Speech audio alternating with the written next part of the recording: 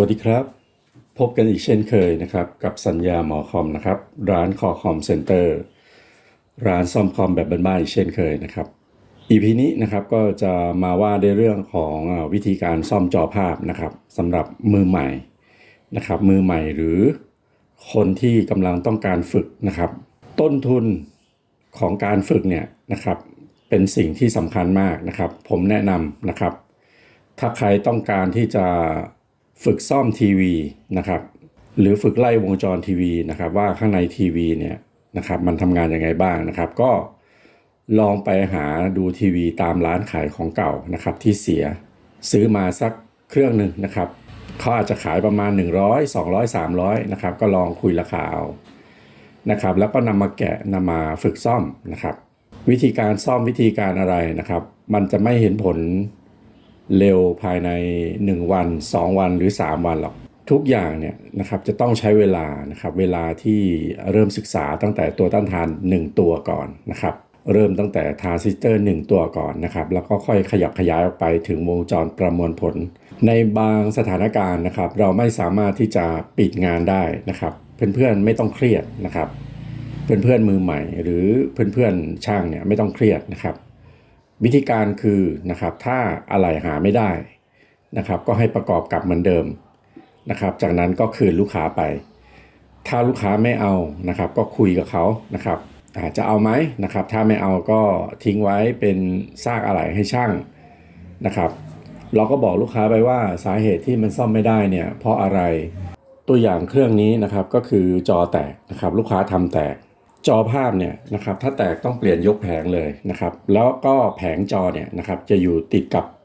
แผงวงจรขนาดเล็กซึ่งเล็กเท่าเส้นผม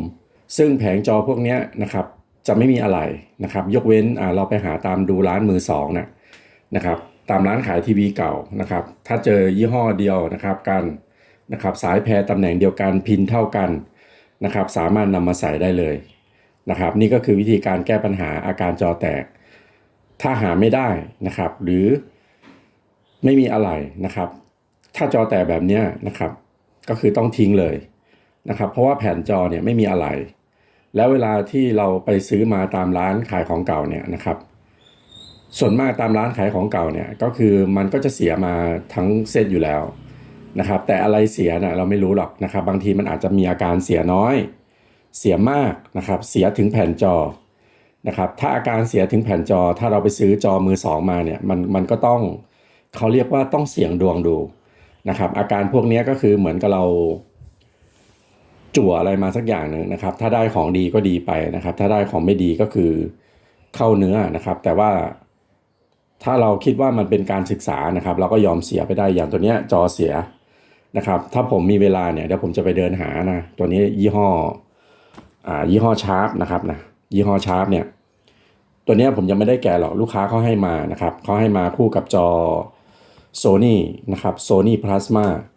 นะครับ Sony Plasma ที่ผมตรวจซ่อมเนี่ยอันนั้นคือ CPU เสียนะครับผมซื้อ CPU มาแล้วผมรอจังหวะเปลี่ยนนะครับผมจะต้องฝึกก่อนนะครับก่อนที่จะลองกับงานจริงก็เครื่องไม้เครื่องมือก็เริ่มครบมาประมาณหนึ่งแล้วนะครับผมก็รวบรวมมาแล้วก็ค่อยๆซื้อค่อยๆเก็บต้นทุนมาเรื่อยๆก็เดี๋ยวจอชาร์ปเนี่ยนะครับเดี๋ยวผมไปหาตามร้านขายมือสองนะครับเดี๋ยวผมเอามาเปลี่ยนก็ใช้งานได้เลยตัวนี้แผ่นจอเสียครับระบบประมวลผลยังดีระบบจ่ายไฟยังดีคราวนี้นะครับต่อไปก็คือตัวนี้เป็น LG นะครับ32 นิ้วนะครับไม่ใช่เครื่องเดิมที่ผมตรวจซ่อมไปก่อนหน้านี้นะตัวนี้เพิ่งมาใหม่นะครับเมื่อวานนะอันนี้ก็คืออาการเปิดไม่ติดลำดับวิธีการตรวจซ่อมของผมนะครับผมจะซ่อมยังไงนะครับขั้นแรกเนี่ยเราจะต้องซ่อมเย็นก่อนนะครับอย่าเพิ่งต่อไฟเช็คนะครับถ้าเราต่อไฟเช็คเนี่ยจุดเสียเนี่ยสมมุติว่าบอร์ดมันไหม้หรือจุดช็อตมันไหม้สูงเนี่ยนะครับบอร์ดจะเสียหายได้วิธีการตรวจลำดับขั้นแรกเลยเนี่ยให้เราแกะออกหมดก่อนแกะออกหมดแต่ยังไม่ต้องแกะจอนะไม่ต้องแกะจอเลยอย่าไปยุ่งกับจอนะครับจุดที่สำคัญที่สุดก็คือจอภาพตรงนี้นะครับห้ามยุ่งกับมันนะครับตัวนี้เป็น LCD นะครับ LCD จะไม่เหมือนกับ LED นะก่อนที่เราจะตรวจซ่อมเนี่ยเราจะต้องรู้ว่าทีวีเรานะมันเป็น LED นี่คือรุ่นใหม่ที่ทำออกมานะครับจะใช้แสงเป็น LED เลยนะครับ LED เนี่ยจะใช้แรงดันนะครับไม่ได้ใช้กระแส LED เนี่ยเขาใช้แรงดันเป็นหลักนะครับแรงดันกระแสต่ แต่ใช้แรงดันสูงแต่ว่าถ้าเป็นจอ LCD เนี่ยนะครับจอ LCD ก็คือ Liquid Crystal Display นะครับลักษณะหลอดภาพเนี่ยจะเป็นหลอดยาวนะครับหลอดภาพจะเป็นหลอดคริสตัลยาวคล้ายๆกับหลอดไฟบ้านของเราเวลาการ drive พลังงานเนี่ยเขาจะ drive เป็นระบบไฟฟ้ากระแสสลับนะครับเป็นไฟ high volt แรงดันสูงมีกระแสสูงประมาณนึงนะครับก็ช็อตตุ๊บได้เหมือนกันนะช็อตตุ๊บแต่ว่าถ้าเป็นจอ LED เนี่ยนะครับแรงดันสูงครับแต่กระแสต่ำจะไม่ค่อยตุ๊บมันจะไม่ค่อยตุ๊บกับคนซ่อมนะครับเพราะฉะนั้นเวลาที่เราจะตรวจซ่อมจอเนี่ยนะครับเราจะต้องรู้ก่อนว่าเทคโนโลยีจอตัวนั้นอ่ะเขาใช้ระบบขับเคลื่อนพลังงานในการเลี้ยงหลอดภาพเนี่ยโดยระบบอะไร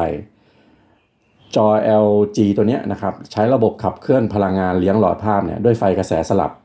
เป็นไฟ High Volt กระแสสูงประมาณหนึ่งเราจะรู้ได้ไงว่ากระแสสูงหรือไม่สูงนะครับมันต้องใช้จินตนาการนะครับต้องใช้จินตนาการเรื่องของกระแสนะครับเราจะต้องทำไปนานๆเนี่ยเราจะรู้ว่ากระแสประมาณนี้มันสร้างความเสียหายหรือช็อตเราได้ไหมนะครับจะต้องใช้เวลาสั่งสมประสบการณ์หนึ่งไม่สามารถที่จะบรรยายออกมาว่าตัวเลขกระแสขนาดนี้นะจะเกิดอันตรายหรือไม่อันตรายตัวนั้นบอกไม่ได้ให้เราเข้าใจเสมอว่านะครับถ้าเป็นไฟฟ้ากระแสสลับเนี่ยเวลามันตุ๊บเนี่ยมันจะตุ๊บแรงนะครับแต่ถ้าเป็นกระแสตรงเนี่ยเวลาตุ๊บจะตุ๊บไม่แรงนะครับถ้ากระแสไม่มากแรงดันมากถ้ากระแสน้อยเนี่ยจะตุ๊บไม่แรงไม่อันตรายแต่ถ้าเป็นไฟฟ้ากระแสสลับเนี่ยตุ๊บเลย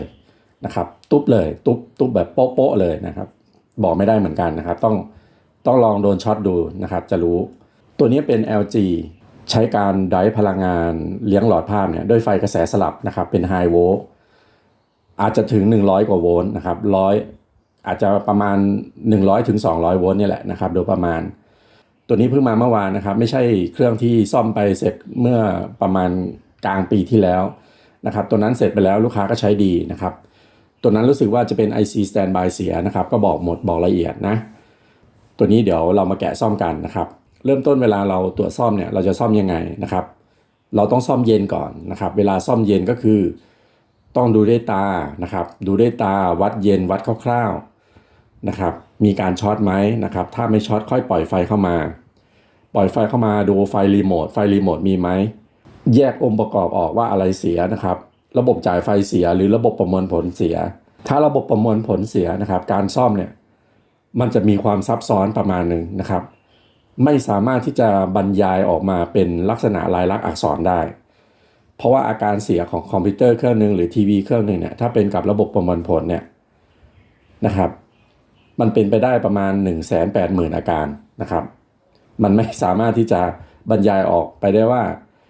ถ้าไฟตรงนี้ไม่มาให้เช็คตรงนั้นถ้าไม่เห็นไฟตรงนี้ให้เช็คตรงนั้นน่ะมันบอกไม่ได้ถ้าใครเรียนรู้แบบนั้นน่ะมันจะตันนะครับ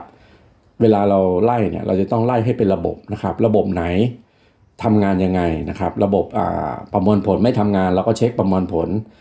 ระบบประมวลผลช็อตไหม IC แต่ละตัวช็อตไหมต้องวัดดูเป็นรายตัวเลยนะครับไม่สามารถที่จะพรรณนาออกมาได้เป็นสูตรสำเร็จนะครับพวกนี้มันจะไม่มีสูตรสำเร็จแต่ถ้าเป็นระบบจ่ายไฟเนี่ยนะครับมันง่ายแล้วก็ผมถึงบอกว่าถ้าเป็นระบบจ่ายไฟเนี่ยมันง่ายที่สุดแล้วนะครับแต่มันง่ายสำหรับที่คนเป็นนะแต่ถ้าคนไม่เป็นก็งงเหมือนกันนะครับงงเหมือนกันแต่ถ้าเป็นระบบประมวลผลเนี่ยนะครับถ้า LG ตัวนี้นะครับเขาไม่ปล่อย Data Sheet ออกมาเนี่ยเราจะไม่มีทางรู้เลยว่าตัวไหนควบคุมตัวไหนนะครับเวลาเราดูเนี่ยเราก็ต้องดูตามลายเส้นวงจรว่าตัวไหนคุมตัวไหนนะครับแต่บอร์ดมันก็เป็น2ชั้นอีกแล้วก็เล็กนะครับเวลาเราไล่ไปปั๊บมุดหายไปอีกด้านนึงไปดูอีกด้านนึงไม่มีนะครับแสดงว่าเป็นเลเยอร์ข้างในเนี่ยความยากมันจะอยู่ตรงนี้แหละของการซ่อมคอมพิวเตอร์หรือซ่อมระบบประมวลผลของโทรทัศน์หรือทีวีนะครับก็ต้องไล่เป็นลำดับนะครับจุดที่ต้องระวังที่สุดก็คือจอภาพพวกนี้นะครับจะต้องคว่ำอยู่กับพื้นที่ไม่ได้ตะกุกตะกักนะครับถ้าเราวางน็อตอยู่ตามพื้นพวกนี้เรามาคว่ำไม่ได้จอจะแตกเลยนะครับแตกมากแตกเลยนะครับเวลาที่เราตรวจซ่อมทีวีเราจะต้องเคลียร์โต๊ะให้เรียบนะครับเคลียร์ร้านให้เรียบเลยเคลียร์โต๊ะให้เรียบทำให้ดีนะครับแล้วก็คว่ำหน้าลงนะครับจากนั้นก็ไล่ซ่อมตามลำดับโอเคนะครับเดี๋ยวผมไปตรวจซ่อมนะครับผมนะครับประมาณนั้นนะครับ